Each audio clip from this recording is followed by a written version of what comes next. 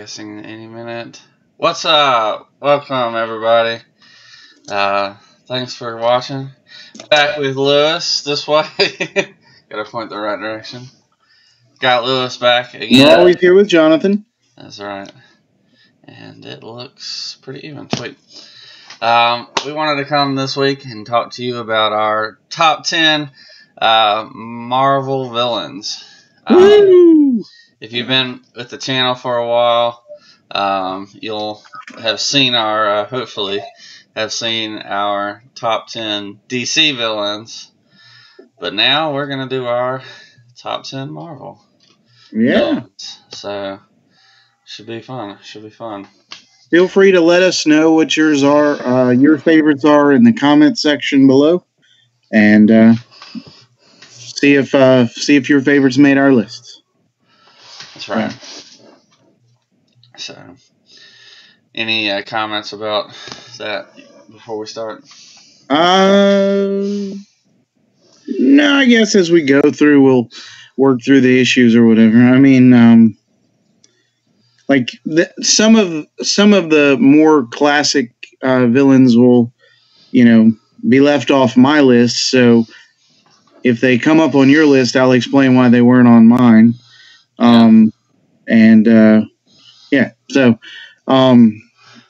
Hey, someone's watching. Welcome. So, I mean that's all I have to say. So we are just about to get started. There is a quick problem. Let me see if I can't fix it without killing everything. We may or may not experience technical difficulties. Yeah, just so we need another video. That's technical difficulties. Oh well, now it says it's good. Okay, that's great. Really weird. I don't know why it does that. Whatever. So our top 10 Marvel villains. Dun dun dun. Some of these you may have seen in a Marvel movie. Others of these you will maybe have never seen before in your life. So keep that in mind as you're watching. I need to look at the camera and not down at my picture. Oh, okay. It's really hard to not. You keep going back and forth from being lagging into regular. It's weird. So, I don't understand. Well, I heard you and then you spoke, so I don't know if the audio is off on the regular video or not, but yeah, I don't know. Anyways, so we'll start. Well, I'll let you go first like you usually do. All right, sounds good. For me, number 10 is the Red Skull. And some of you folks might be like, oh, why is he so low on your list? Because he's a horrible, horrible person. Like I even debated about whether I should put him on my list, considering he's a Nazi. And I'm glowing right now because I'm utilizing my smartphone. No, shoot. Anyway. Yeah, no, he's, so the things that I love about the character, he's easy to hate. I think that's really good to have when you're a villain. And, I like that he's sort of the antithesis to Captain America.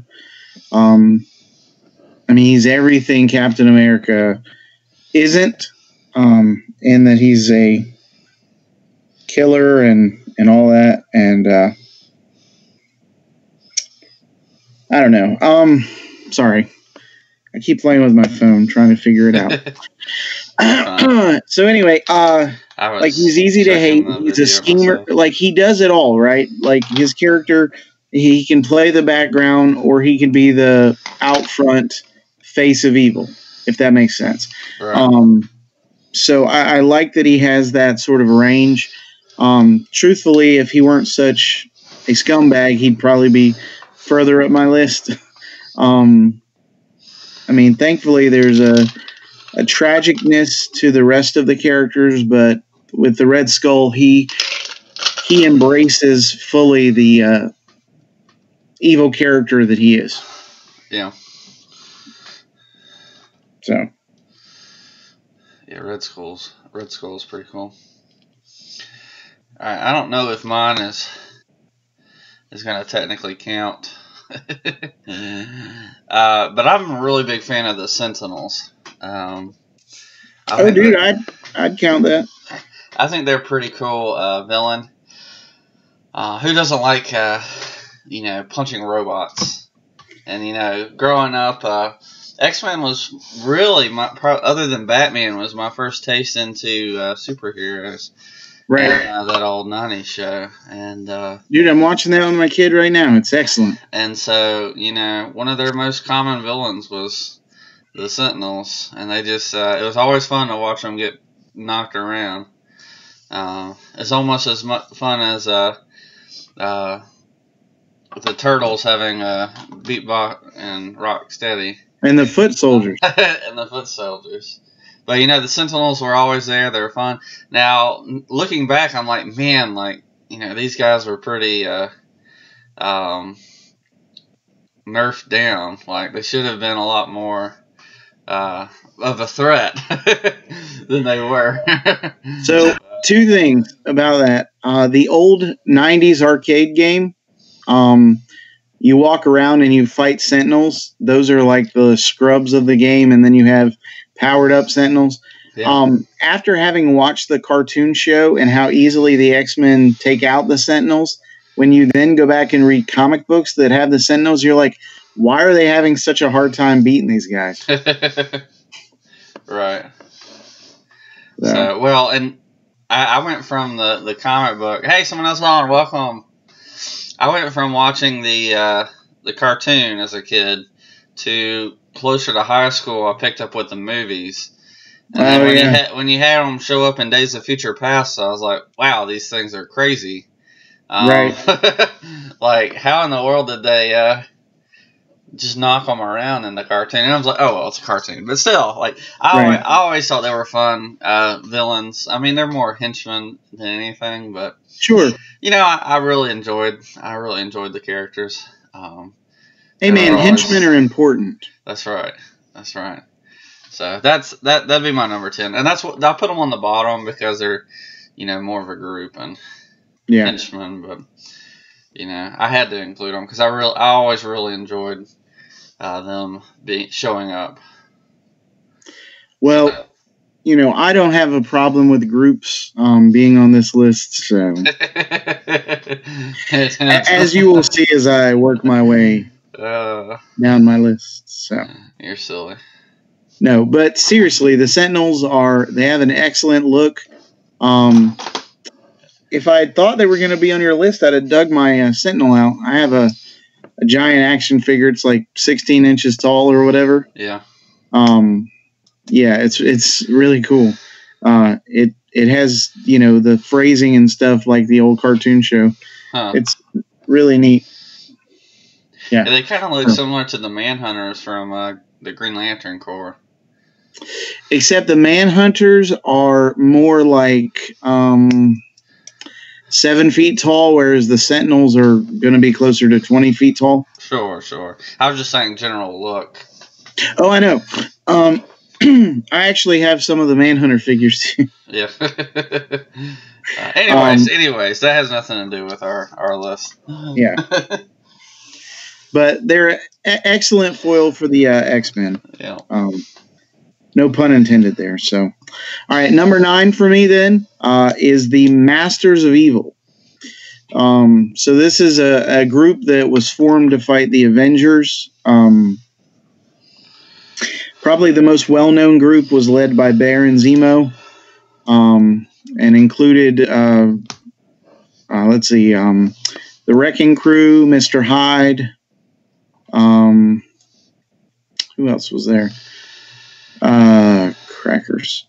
Moonstone.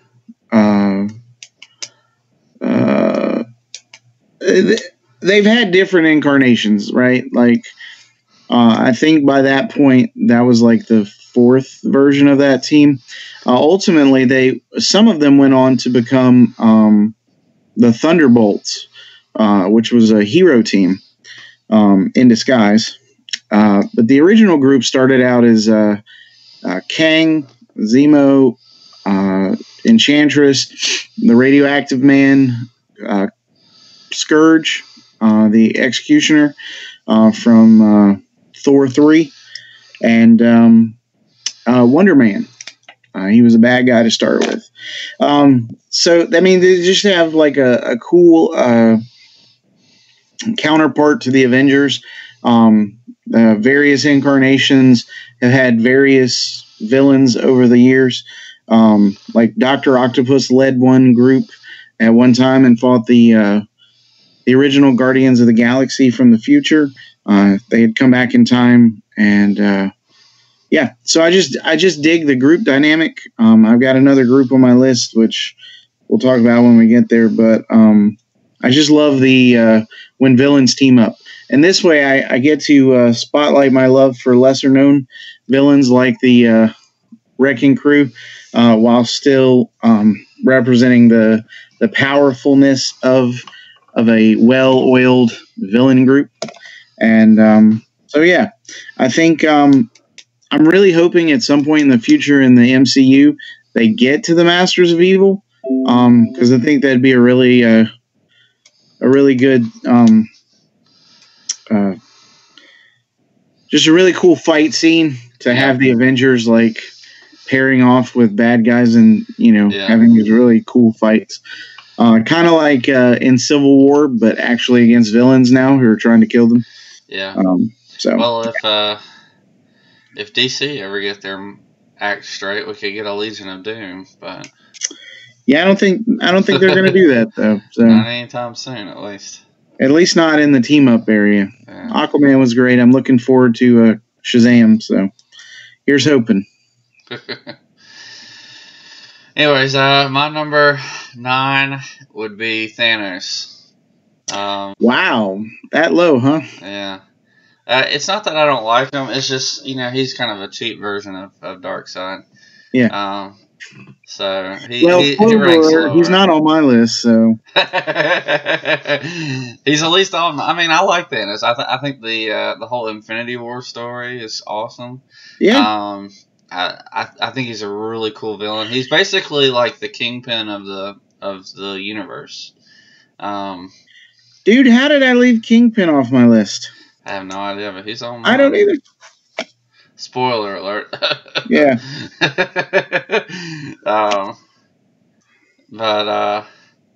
Yeah, no, I think he's a really cool thing. I was worried that they were gonna kind of make him less powerful to fight the Avengers, and I felt like they did it a little bit. Yeah. But when he starts off and he takes down the Hulk in the very first scene, I'm like, let's go. This guy's awesome. So that was helpful for me. That really helped me buy the character. I was like, okay, when he gets the Infinity Gauntlet, there's no way they're gonna stop him. Right. And so, yeah, I thought even what they did when they were fighting him, that big battle scene, was a little unbelievable to me. I was like, no, like he stopped the Guardians of the Galaxy like that. There's no way unless he has a purpose, they're not going to get that close. But anyways, he's just really cool. I like him for similar reasons that I like Darkseid. I just think Darkseid's better. But I feel like he comes across in the comics more philosophical than he did in the movie, despite having a more philosophical reason for what he was doing in the movie than in the comics. Right. So go figure, Yeah. But yeah, he did a lot of thinking in the comics about how he was going to do stuff. Right. And in the movie, he just kind of did stuff, even though like he had like this reason already, plotted, and that drove him. Right. He didn't really like. He was ruled by emotion. Even still, like reacting and acting and reacting rather than sitting back and thinking before each thing, which almost led to his downfall in the comics. Not thinking. Yeah. So yeah, no, you're right. But anyway, so that's my number 9. Yeah. So the only thing I'll say is he didn't make my list. So, by the way, if you're watching, go ahead and leave a comment. We'd love to hear who you think. Obviously, me and Lewis are going to disagree, but you know, it would we'd love to hear what you have, who you think's the best. Yeah, because we're just doing our own favorites. That's right. To some degree, so we're definitely biased. So number 8 for me is Graviton, and you're like, who's that? And I've mentioned him before. And if you don't know who he is, go look him up on Avengers: Earth's Mightiest Heroes. He takes on all of the Avengers and is beating the snot out of them because he has power over gravity. So he can make them heavy and where they can't get up, or he can make them light so that they go flying, away from him. It's just really cool. Like, he's really punking the Avengers. And there's this one scene where he's like, I'm the mightiest one of all, or the strongest one of all. And then the Hulk shows up and he's like, oh, really? And then things really get good. So when we're done, Jonathan, you should totally look that scene up because I've told you about it before, and I sincerely mean it. If you watch it, you might get a glimpse of why I love the character so much. But I fell in love with the character from his couple of appearances in the Avengers West Coast or West Coast Avengers stuff. He's in the first miniseries, yeah. Sorry, it's really clever the way that they end up having to beat him. And I mean, because he's mega powerful. Like in his second appearance, I think he levitates like an island up into the sky for his headquarters, and they were worried about the Avengers when they were beating him are worried about it falling and crushing a bunch of stuff. Thankfully, that doesn't happen, but. So, yeah, I mean, you should think of someone who's got power over one of the universal forces, right? And how mega powerful they are. And then you go and look and realize, oh, snap, it's Wonder Man, Hawkeye, Mockingbird, Tigra, and who was the fifth person? Wonder Man, Hawkeye, Mockingbird, Tigra. Oh, Iron Man. Sorry. I blanked for a minute. I'm like, I knew there were 5 members. But anyway, yeah. So, but this wasn't Tony Stark. This was Jim Rhodes when he was inexperienced with the armor. I mean, he had been doing it for a little while, but he hadn't been doing it long enough to sort of be counted on in big moment situation kind of things. So, anyway, I like the character. I think there's a lot to him. I really am surprised they haven't done anything with him in the last couple of years. I think they could, so hopefully they will. So yeah, I like his powers. I think it's pretty cool to control gravity. I think that's what they used to stop the Barry Allen or Wally West and. Is gravity, because that's one of his weaknesses, if you have one, is strong gravity. Yeah. So it's pretty powerful. I argue that Wally West is the most dangerous Justice Leaguer, probably DC character, because he could even take out Superman. And I referenced that Justice League episode where they take out the Brainiac Lex Luthor. Anyways, but being able to stop even a speedster is a pretty powerful power.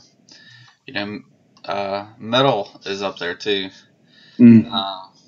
Anyways, that's not a hint as to what my next one is. That's just a correlation. My number 8 is Loki. Oh, nice. I love Loki. Obviously not. He's not my favorite. I think he's played really well in the movies.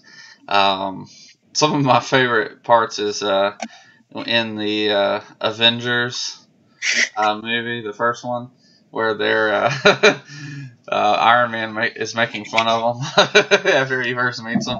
That's so good. Are you talking about where he's fixing the drink and he's talking to him? He's like Shakespeare in the park. Right, yeah. It's too good. That's too good. But and then you have, of course, the three of them battle it out, which is awesome. But Loki's also the reason why I have one of my favorite iterations of Thor, which is Frog Thor. Yeah. I love the fact, the idea that he's just this prankster who just kind of jokes around. He's kind of like the Joker to Thor, and but he's also kind of a brother, and is willing to team up. And so, like when you get to Ragnarok, he's willing to put aside and fight for himself, and but team up with the heroes. And so I really like the character, and I love the way they do it in the movies. I think, especially Thor 3, their relationship is perfect. So, Thor, I really like Loki. He's really great. I love Loki in Thor 3, two scenes where he's just met Korg, and Korg runs up and tries to kick him. It's a ghost. And then the scene where they're on the elevator and Thor's trying to convince him to do the plan where he throws him. That's so good. Those are great. It's always humiliating. Yeah. Help! That's a good one. Anyway. Yeah, no. Hiddleston, right? That's the guy, last name, Tom Hiddleston. Yeah, I think so. He's amazing. He has breathed life into that character that should have been there in the comics, but a lot of times wasn't. Yeah. Like, and I think he should be commended. Like, he's played that character full out in such a way that folks will remember who Loki is. And so I'm thankful for that, but ultimately, I say all that to say he's not on my list. Anyways. So. Alright, so that's number 8. Number 7, Apocalypse. Oh, we have completely different lists. Yeah, we do. Anyway, so X-Men villain, mega powerful. He was a behind-the-scenes character to start with. He was... He debuted in X Factor number 6 and was supposed to originally be the Owl. So you guys can look that up. There's a comic book myth about that. Comic book myths revealed, I think. It's on comic book resources, cbr.com. You can look that up for the whole story. But it's very interesting. But he's just mega powerful. He's got like shape-shifting powers. He's got like energy blast powers, healing powers, size-changing powers, and he's crazy old. Like he was, according to the comics, he was around when Moses was saying, "Let my people go." So he's got that mythology built into his background, as well as being mega powerful. He's connected to the future with Cable, and so I mean he offers a lot of possibilities for stories. He helped create Archangel, who's one of my favorite X-Men. If you hadn't watched our X-Men video, you should go watch that. It's good stuff. But yeah, no, I love how powerful he is. And honestly, if I had to pick a favorite story, I'd pick the second season episode of I think it was the second season episode of the X-Men series called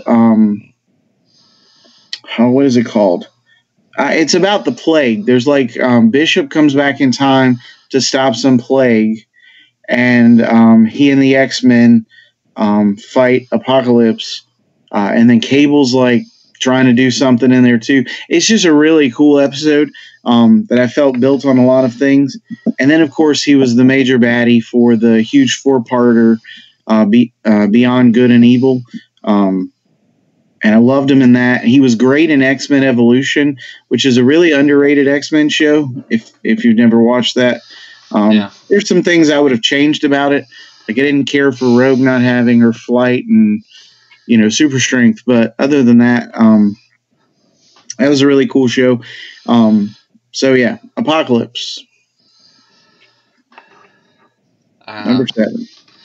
All right, number 7. Let's see if my phone will... Do you want to say anything about Apocalypse before we go? I've always...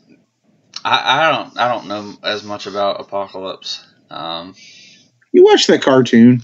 I did, but honestly, I barely remember him from the cartoon. Yeah. You hurt me. My heart. I honestly don't remember as much. There are very few things that I remember about the comic, about the cartoon. Yeah. So I was very little when it was coming on. Well, if you want to read some really good Apocalypse stuff, find the Age of Apocalypse storyline. You can get it. I think it's in trade, and then you might be able to get the bulk of the story in 3 trade paperbacks. So, yeah, something to look into. Maybe a Christmas gift or something. So number 7 for me is Taskmaster. Ooh, I really like him. I love the idea that you can copy somebody else's fighting styles and use of weapons. I think that's really cool. Add that he's got a really neat look to him. I like the design of the character as well. I'll be honest. What's your favorite version? I haven't seen a whole lot of, or read a whole lot of versions. He's only, as for me, I've only known about him for a couple of years now. Right. I think one of the first times I heard of him was from the Ultimate Spider-Man TV show. Yeah. That's an excellent episode where he's the gym teacher. Okay, I don't remember that, but it's been a while since I watched it. Oh, sorry. But you're fine. But that's one of the places that I got, that I learned from. And I instantly loved the idea. I think I had heard of him a couple times, but I really think it's pretty cool that he can copy powers or copy moves at least.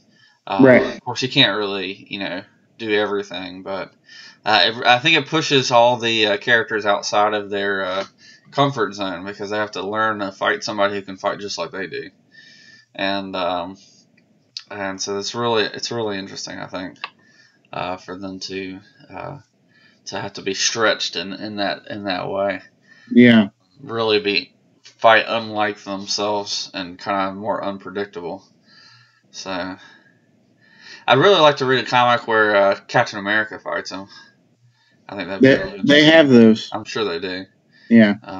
But I think it's a really cool power. And so.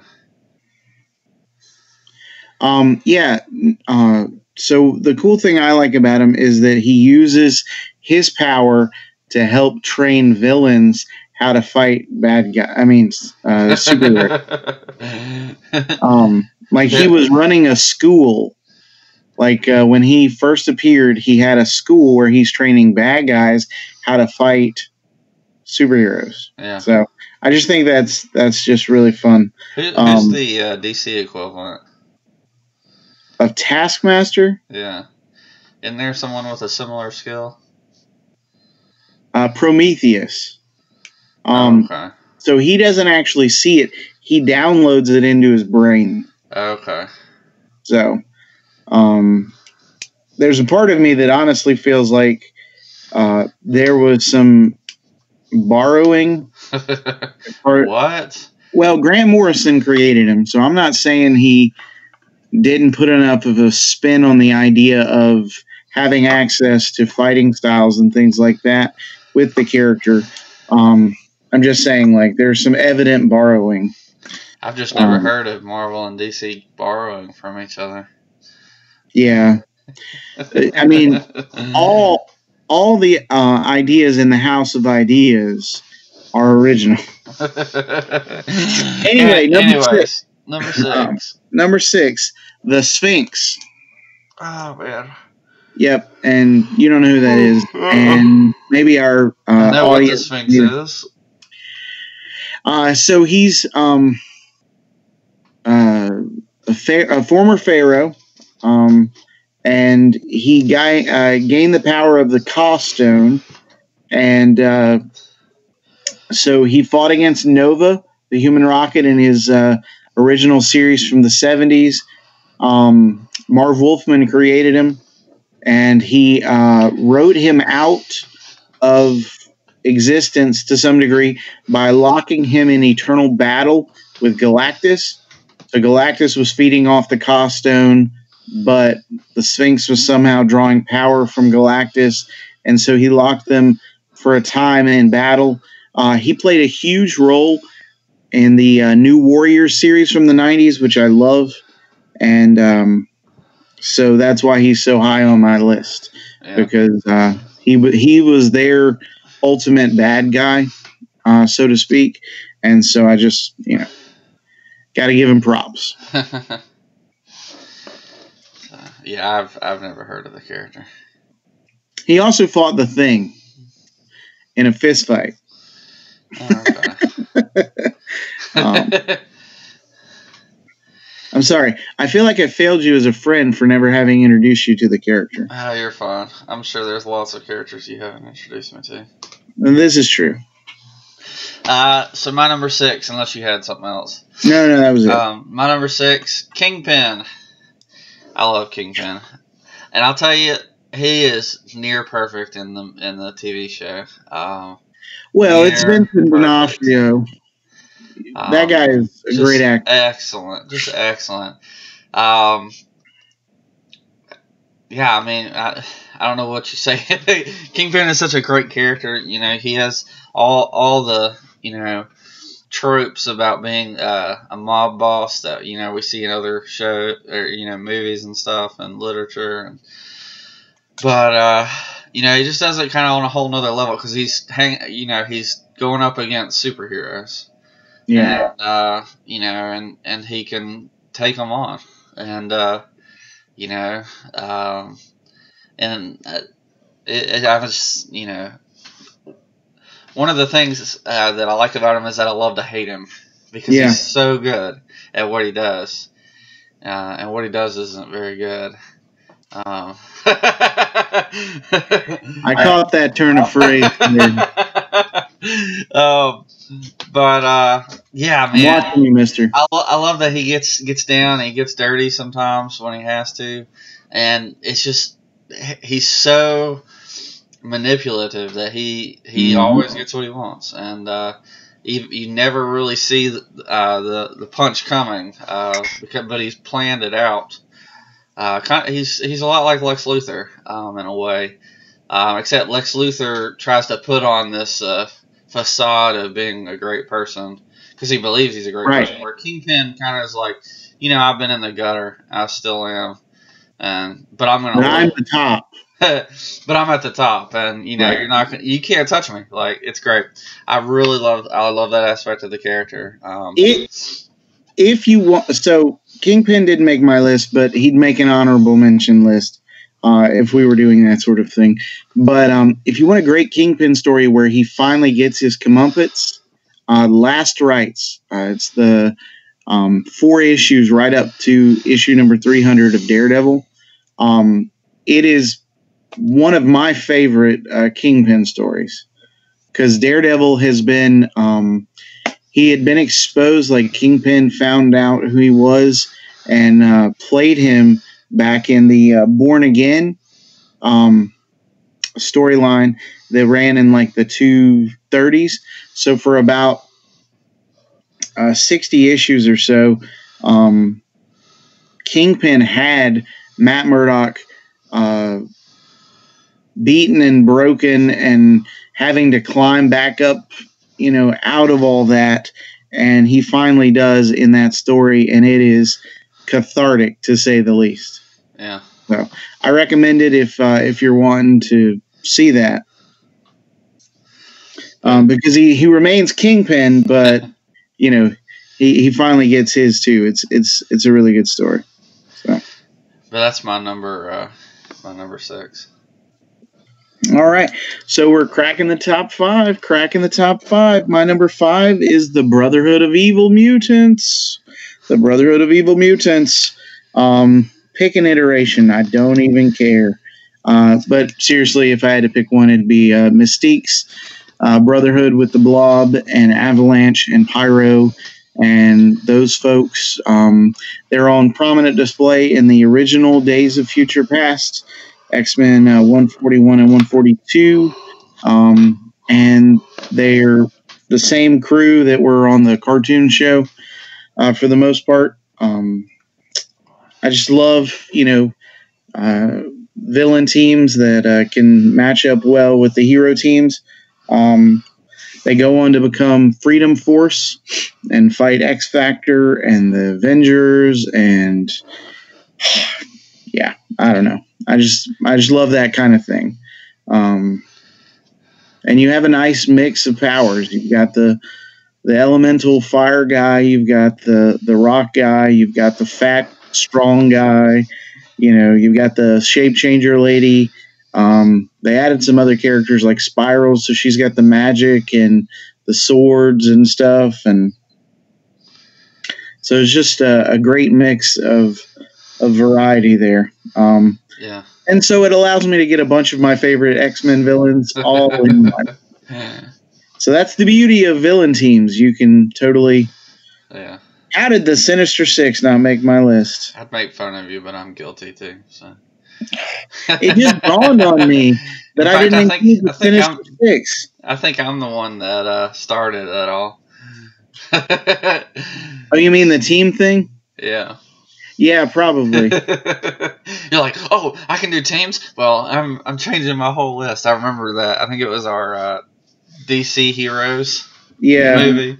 Because I picked the Teen Titans, and you're like, oh, well, I'm changing everything now. And you had like five teams in your top 10. I was like, okay.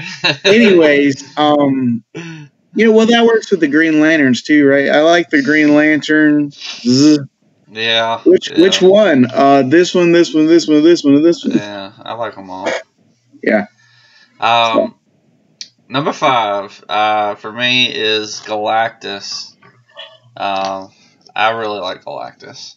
I haven't read a whole lot of stories with him, but I love the idea of the character. He's just this giant force out there that just eats things. And I love it. I think it's so cool. What kind of hero that's awesome that just sits around, sleeps, and eats all day? Snorlax. It's great. It's like Snorlax. I love Snorlax.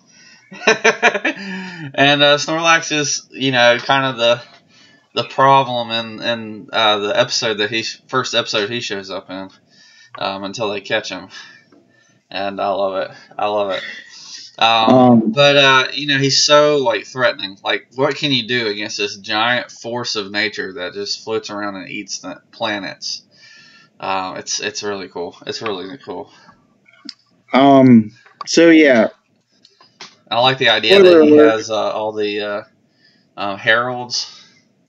Oh, I love the heralds, man. Fire Lord is my favorite. That's my dude right there. So. He's a big dude with a fire staff, and he's on fire, and it's like, all right, I'm sold out.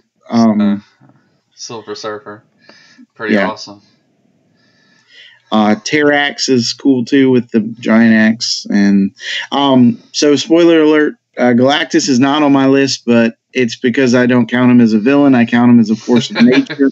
That's right. I forgot we've had that discussion. Yeah, we have, so. Yeah. Have you had anybody that's on my list so far? No. You've said one that's on my list.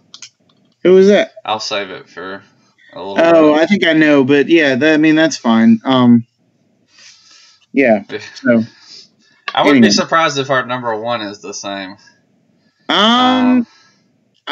I'd be interested to see. So it'll be a surprise. All right. But yeah, so I love Galactus. I think there's at least one more that's going to be on both our lists.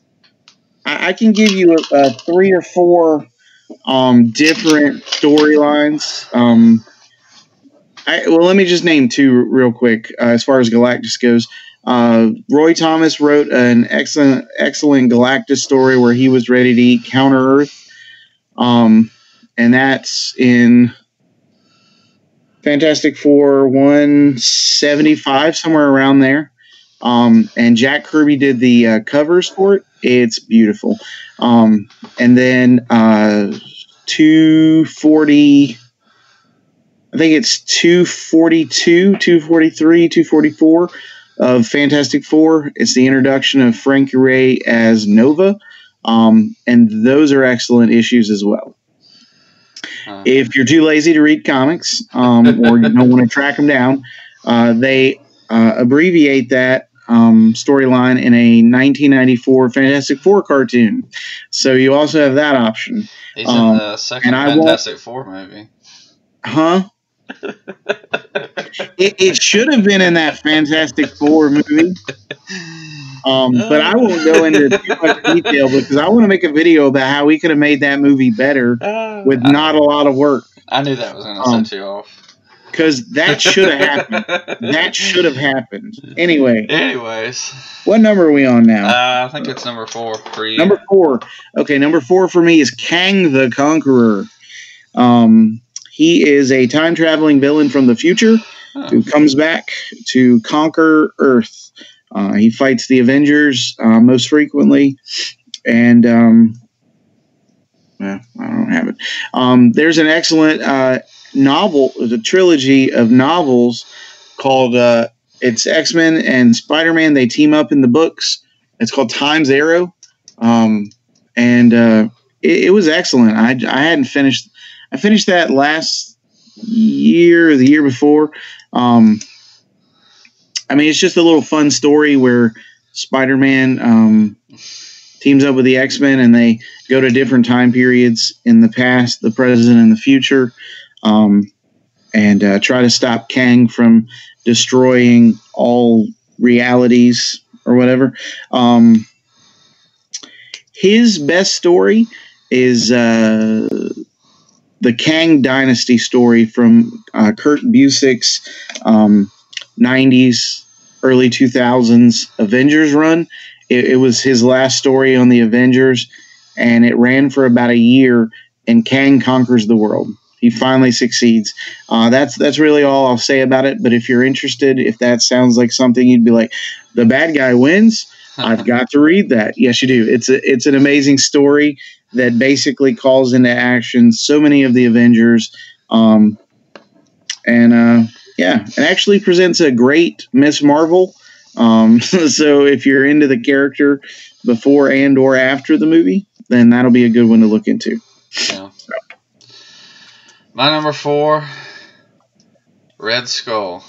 Oh, nice. I love Red Skull. I think he's a great villain. Very classic, especially for Captain America. Yeah. I think it's cool that Captain America has roots from World War II, and so does Red Skull, and I just think it's really a really interesting villain. He's always kind of right there with Captain America, and and he's kind of like the opposite of Captain America. Like you could see, and you saw it especially in the first movie. You could see this is him. He's kind of they're possibly in a similar boat, but one is good at heart and one is not, and I just really find that really interesting. So, and of course, he's the leader of Hydra, and Hydra is a fun villain to hate, and because they're everywhere and they can always come back, and I love the imagery of the you cutting off the heads and more will grow back, and it's just Hydra is something that's very difficult to defeat, and Captain America is not a Hydra agent ever. That's right. So, I really and the guy who played him is so good in the movie. Just an excellent actor. Yeah. In general, so yeah, I love World War II movies in general, and so kind of anything that's based in that time, anyways, is going to be, well received. Well received by me. Yeah. I like all war movies pretty much. But so cool. A fun fact you might not know. After the original Captain America run, they introduced a Red Skull in the 50s. That was like a communist or whatever. And so at one point there were 2 Red Skulls. Because it was a different character. But he was calling himself the Red Skull. And then he met the real Red Skull, and the real Red Skull didn't appreciate his... so yeah, I think I've heard that before. Yeah, so he blew his... what is it called? He had some sort of dust he would blow in people's faces, and it would cause them to instantly die. Huh. I forget what it was called, though. And he had this cigar, or he'd have like a cigarette stick, how the real one anyway, would put a cigarette in the end of this stick, and then he'd be able to suck it through that. Kind of like Cruella de Vil. Yeah. And so he would have that, and he could blow some sort of dust into people's face from out of that, and it would kill them. It's kind of like Joker's gas, but it wasn't a gas, it was a dust. I forget what he called the dust, though, and that really annoys me. But not enough to look it up. Anyways, you've already said a lot about him, so yeah. I don't have much more to add, but yeah, really my main introduction to him was from the movie. Yeah. But anyways, so. Are we in the top 3? Should we do any honorable mentions before we get to the top 3? Or? We can. All right. So the only honorable mention I thought of, and thinking about the movies helped me remember, but Ironmonger. He was the bad guy in the first Iron Man movie. If you thought the Iron Man movie was great, you should go back and read the comics that lead up to Iron Man number 200. That's where he fights Ironmonger.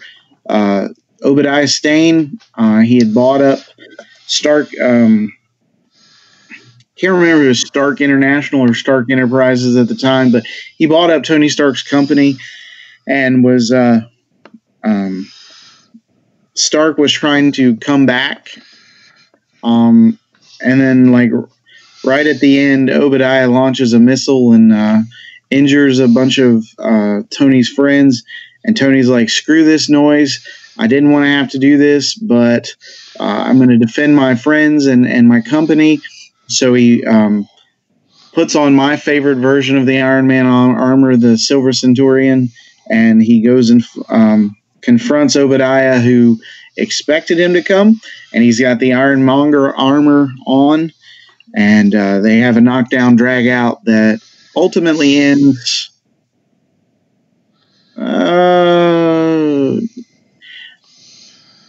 Iron Man wins, but the way that he wins isn't how it happened in the movie. I'll just say that. You guys should really check out Iron Man number 200. It is an amazing Iron Man issue, and it really makes you like, it leaves you thinking. Like, the last few panels are not like, all right, screw it, I'm Iron Man. Because that's not what they were going for.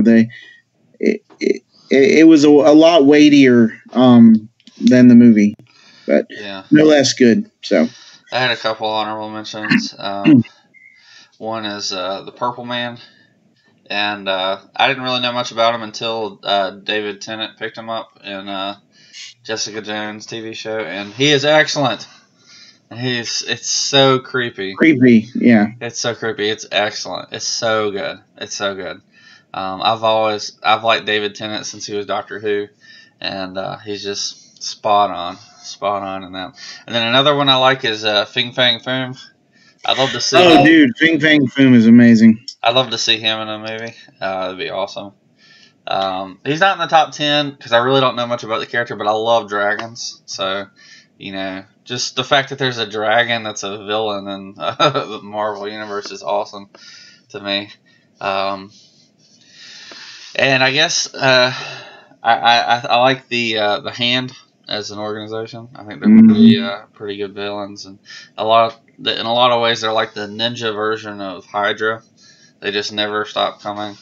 And really, they just remind me of the Foot Clan from the Turtles. So, because I know the other is based on them, but I like the Turtles better. So, that's just me. That's great. Anyway, so those are my honorable mentions. You mentioned the Purple Man. I'll just say real quick. Prior to the story, the series Alias. Not the TV show, but there was a comic book series called Alias. It was where Jessica Jones' story started. Until that series, Purple Man was a joke. Yeah. He was just a joke. Like, he was a something of a one-off character. He never really, as far as I can remember, he never really had any sort of big claim to villainy other than, he'd use people to rob banks or fight, the heroes or whatever. We should do a list of our favorite joke villains. Lesser known villains that should. Mxyzptlk and. Oh yeah. I'd be down with that. Batmite and to spoil two that might be on my list. Yeah. All right, let me write that down, and then I'll tell you my number 3. Make sure. Actually, I can go ahead and tell you my number 3. It is the Mandarin. You're not listening. No, I'm not. What'd you say? Make sure our chronicler writes it down. Right. Anyways, Mandarin. I knew he was going to be in your top 3. Yeah. He probably would have been number 1 if the movie hadn't been so horrible. No, but the Mandarin, he's Iron Man's Lex Luthor. He's fought the Avengers. He's fought the X-Men. And probably my favorite story of his was the Dragon Seed story from Iron Man 270 to 275. John Byrne wrapped up his run on the Iron Man title as the author. He was the writer, and Paul Ryan did the artwork. And Mandarin and Fin Fang Foom team up to take on Iron Man. And it is so good. It is so good. That and the Hands of the Mandarin from the 90s, Iron Man and Force Works team up stuff. Those are my 2 favorite Mandarin stories. And they also adapted those stories for the Iron Man cartoon show. So if you've never watched that, go waste a few minutes and check that out because it's kind of cool. But yeah, he's got the 10 rings of power. I was cool if they were just going to utilize that as a metaphor for the various organizations that he ran. And then they just crapped all over that in the movie. So I'm still all these years later, I'm still really upset about that. Because he's got like firepower, ice power, laser blast powers, teleportation powers. I forget, like, he has so many rings and so many powers that I've forgotten what all of them do, but all I know is they're amazing. And should have led to a really great third movie with all of that. Yeah, I was really expecting a really great third movie, and then we got what we got, and so yeah. So I absolutely love the character. I don't understand, like, the early appearances. I get why those are racist. His later appearances, I don't get why people would count them racist. Like, he's sort of anti-technology. He wants to go back to, a simpler time in China where he would be the ruler of this dynasty. So, like, I I mean, I get it. Like, historically, I understand it. Like, he wants to be famous, like, the Ming Dynasty or something like that. And so he wants it to be his own. So I don't completely get how it's racist.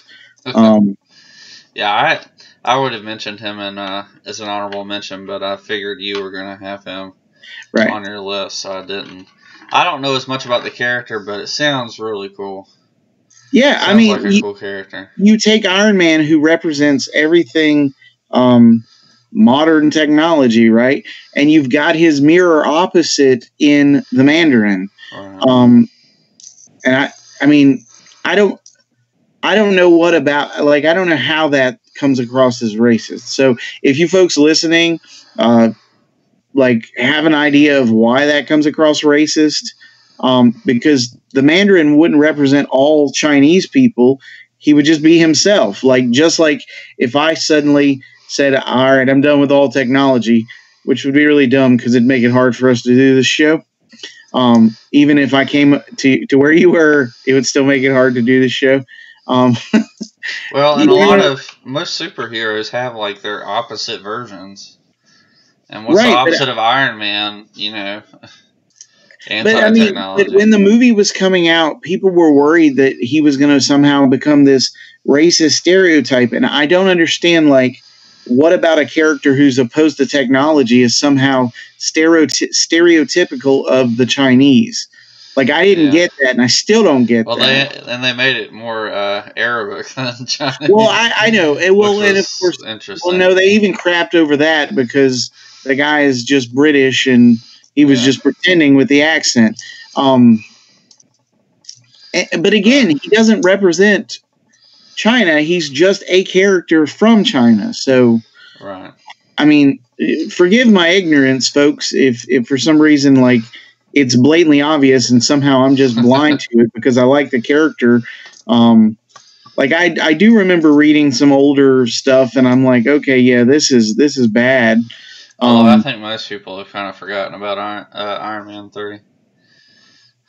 I don't think about it. Never forget. It's a terrible, terrible tragedy.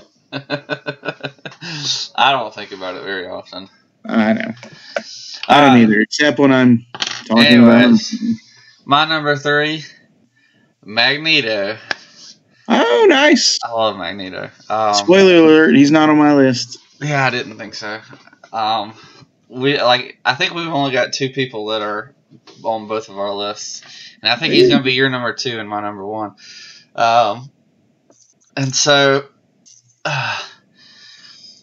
Magneto. I honestly don't remember as much about him in the cartoon series because, again, I was a little kid. Yeah. When I was watching that, and as a kid, I kind of more focused on the heroes than I ever did the villains. Sure. There were only a few that really stuck out to me, like the Riddler. Right. But E.T. do something good with the Riddler. But I do remember. Magneto. He was always the main guy against the X-Men. But really, what made me really love the character was the portrayal in the movies.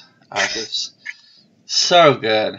I love the old, like, we're enemies, but we're gonna treat each other with respect kind of ideal.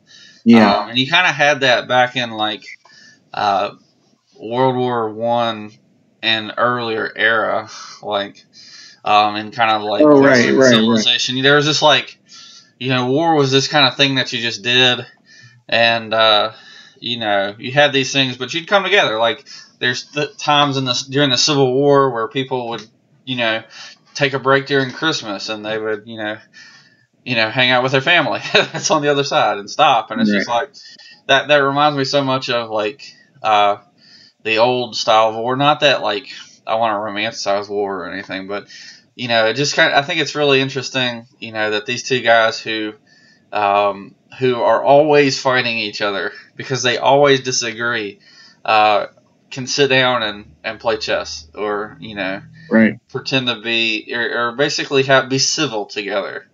And they only fight when they have to. And I think that's really admirable.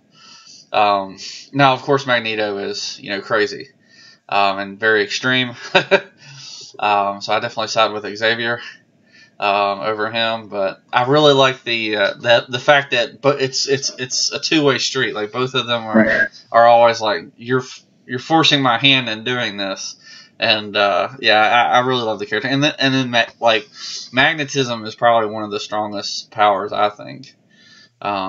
Especially when you get even to where you can affect the chemicals in people's bodies because of the electromagnets in their bodies. Like you're gonna do a lot of damage, and it's gonna be hard even for the best to stop you. And of course, Xavier has the other ultra power, which is the mind, and that's great. I love it. I love the two extremes there, and just the classic battle you have between those two. I actually like Magneto a lot better than I like Xavier as a character. Like Xavier ranks lower on my list of heroes because I like other heroes more, but Magneto's pretty far up there. I've liked him for a long time. So if I'm not mistaken, Xavier died at the end of the X-Men versus Avengers event that came out a couple years ago. I have no idea. And, there's so many events, it's hard to keep up with. Oh, I know, but I'm just saying, like, I don't think they brought him back. And that really says something about the character. Like, the X-Men can keep going even if Xavier's not there. Yeah. But they need Magneto. Well, I'm sure they'll bring him back eventually. Oh, I don't doubt that. I'm just saying, though, like... I don't know that they've used Mandarin in a while. Yeah. No, I guess it's been about... I mean, I haven't been reading the Iron Man in a long time. Well, never. It might have been 5 years now. I think after the movie, they've kind of strayed away. I don't know. But, the cool thing about Magneto is he serves as the Malcolm X to Xavier's Martin Luther King Jr. Right. Very That's always a fun discussion, especially when they have to team up. Right, to take on somebody like Apocalypse or something. So, yeah. And I think everybody who's played Xavier and Magneto has been excellent. All four of those actors were really good. Fassbender, right, is the current guy playing Magneto? I don't know. I mean, there's I think the newer guys are on a lower level. The other guy's Gandalf, so... Yeah. But I really like the way he plays Magneto, the new guy. Just from what little bit I've seen. He makes a really good young Magneto. Right. So, anyways, number 2. Number 2, Dr. Octopus. Dr. Octopus. Oh, I was wrong. Yeah. Okay. Yeah. No, Dr. Octopus, yes. Well, I had said earlier that our number 1s will probably be the same. Yeah. But yeah, no, Dr. Octopus. Always loved the character. Okay, so let me just give you a quick little bit. When I was a kid, Hardee's put out these little collector's cups. So we had a Hardee's like within walking distance from my house. When I say within walking distance, I mean it was less than a mile from my house as a child. And so we would go through there. Wake Forest? Yeah. Where did you live? Over behind the historic homes. Okay. You know where the West Oak apartments are? Yes. Yeah. So literally, like, I could look out. If there weren't trees, I could look out and see the West Oak apartments. Okay. Oh, you're across the street from them? Yeah. Not exactly. Just up the road a little bit. Okay. I'm trying not to give specific street names because my dad still lives over there. Okay. And I don't want to put his business out there like that. But yeah, no. So we would go to Hardee's for burgers. Like people would go to McDonald's now. Hardee's was it in Wake Forest at that point. And I just remember going in there and they had these little collector cups. And on it had it was like a little comic strip, and it was Spider-Man and Captain America versus Dr. Octopus. Huh. And I was like, oh, yes, this is amazing. And I still have that cup. It's in my Foot Locker. And I've just loved the character ever since. I think he's interesting because he's a genius, right? And he has those mechanical arms that he can control. He can use them against characters like the Hulk. He can use them obviously against Spider-Man. And he's just an interesting character to me. Yeah. At one time, he almost married Aunt May.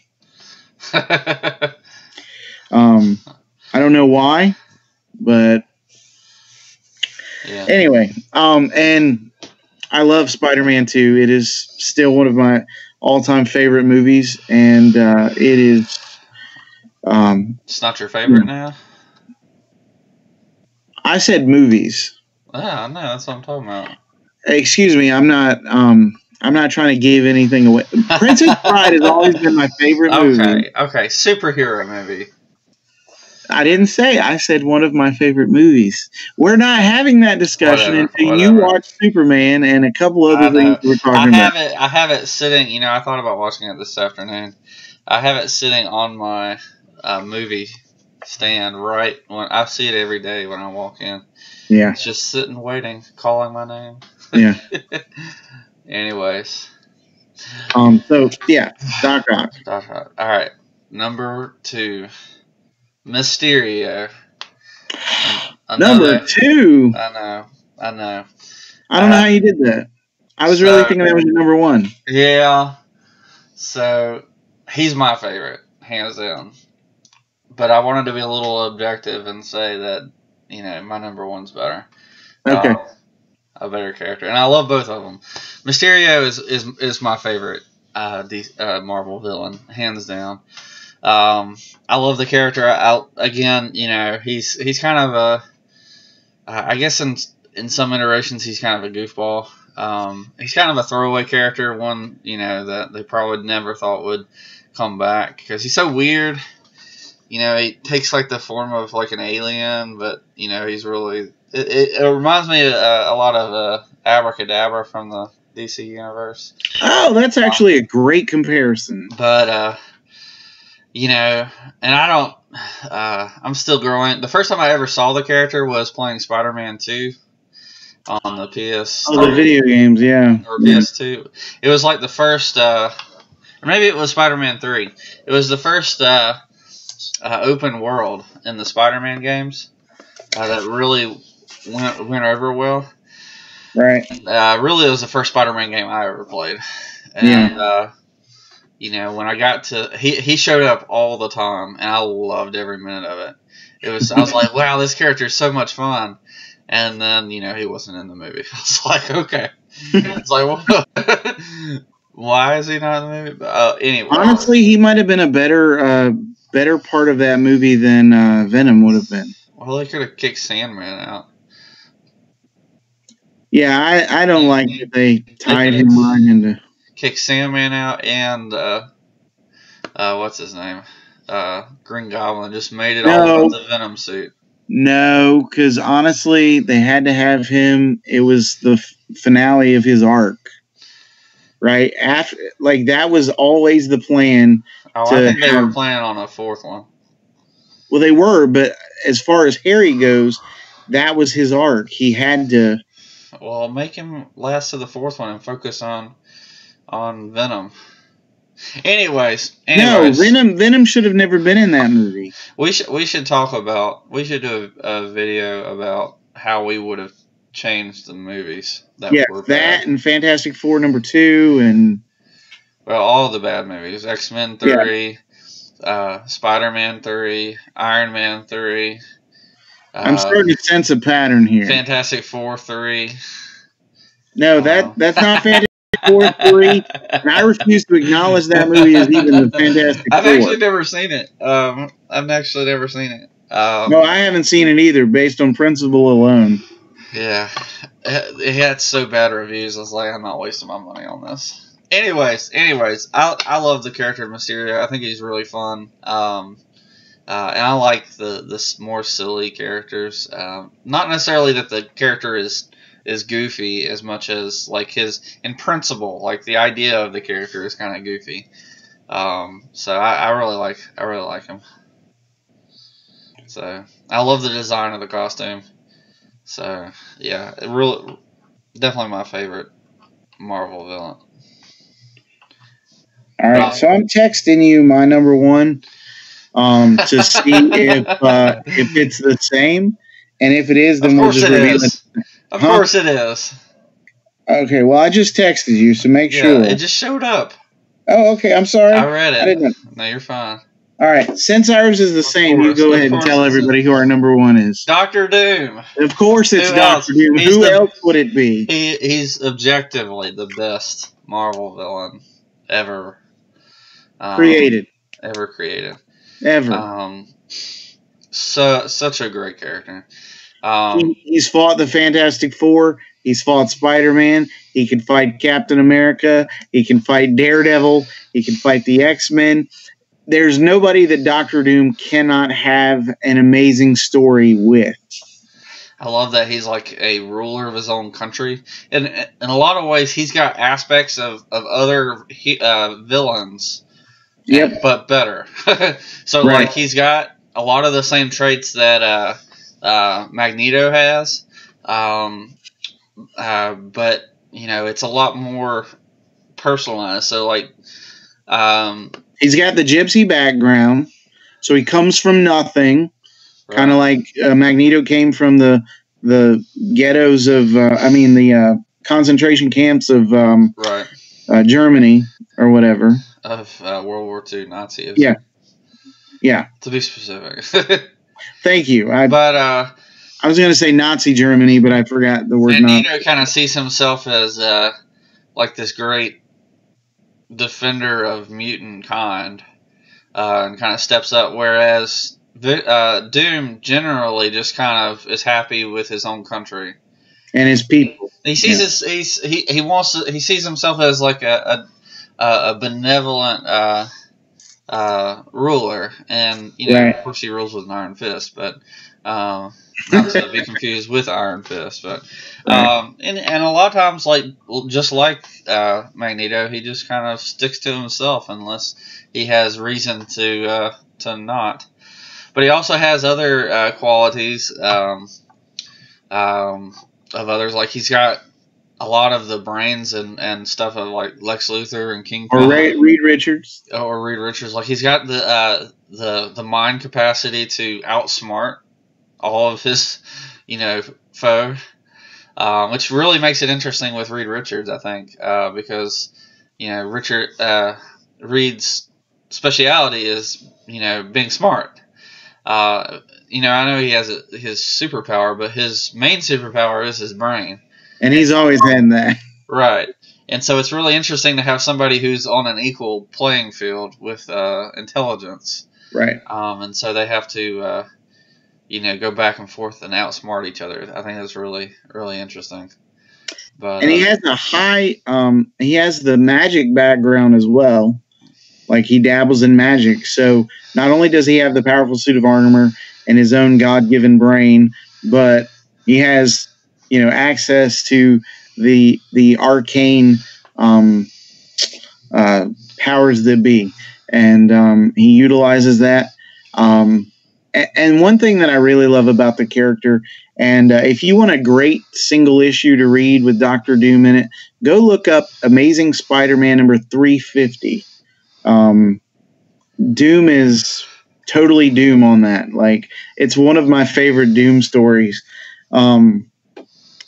But he has this code of honor that he goes by.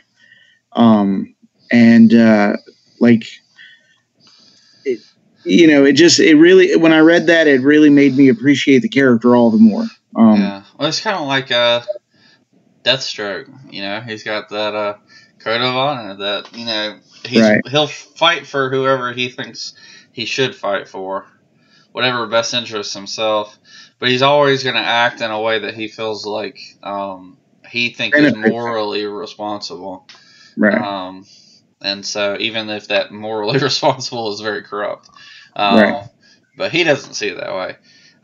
In fact, there's an interesting one in the current run of Fantastic Four where you meet a good Victor Von Doom, which is pretty awesome. Like, in all the multiverse, there's one Victor Von Doom that's actually good. I think that's really awesome. You're talking... No. That's Marvel 2-in-1, dude. Oh, Marvel 2-in-1. Hey, well, that's the better one anyways. I'm not arguing with you. I just correcting you because I'm reading the current Fantastic Four, and Doom is acting very Doom in it. No, I appreciate it.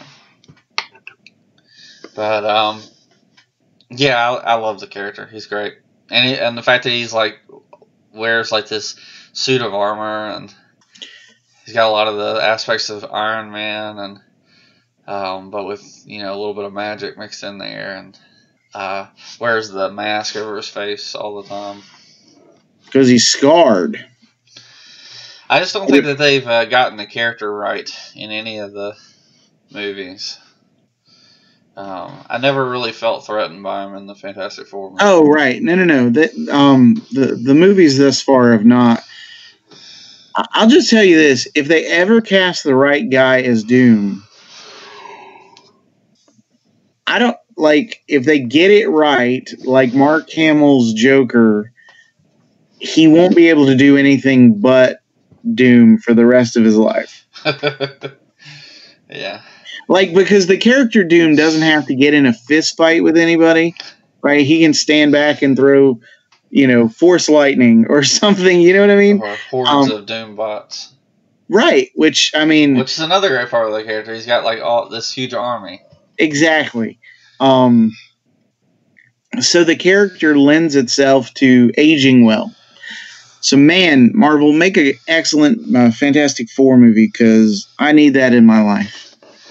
Yeah, we really would love. I'm sure that they're going to do Fantastic Four now that they have them. Yeah. But guys, that's our list. We appreciate you watching, and if you made it this far, we appreciate you. Let us know where you agree, where you disagree. We'd love to see your list. Let us know what you think of our picks and our reasons. And, so leave us a comment. We'd love to talk to you about it. Hear what you have to say. If you haven't, go ahead. I was just going to let everybody know, if you're going to be in the Wake Forest area, August 10th, come and check out the Wake Forest Mini Comic Con. It's $5 per person. If you come dressed up, I think you get in free. There's a cosplay contest, excellent artists, tons of cheap comic books, and by cheap I mean they're inexpensive, but they're great. And we're going to try to be there if possible. We are. And we may do a video. That's right. Because we said we were going to do one last year, and and it didn't happen. Well, 50-cent comic book bins, really draw you in. Right. But we appreciate you for watching. Thanks. Leave us a like. If you're new here, go ahead and subscribe. We'd love for you to join the family. And we will catch you next time.